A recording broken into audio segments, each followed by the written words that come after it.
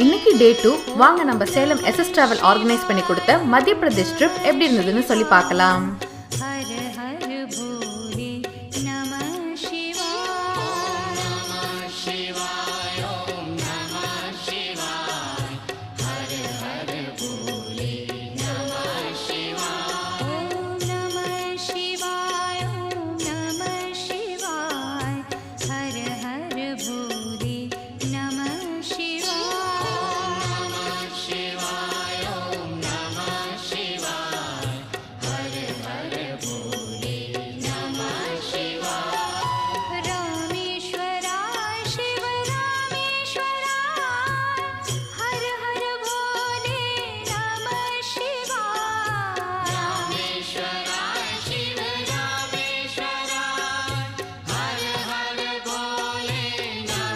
நீங்க இந்த ட்ரிப்ல போகணும்னு விரும்புனீங்கன்னா சேலம்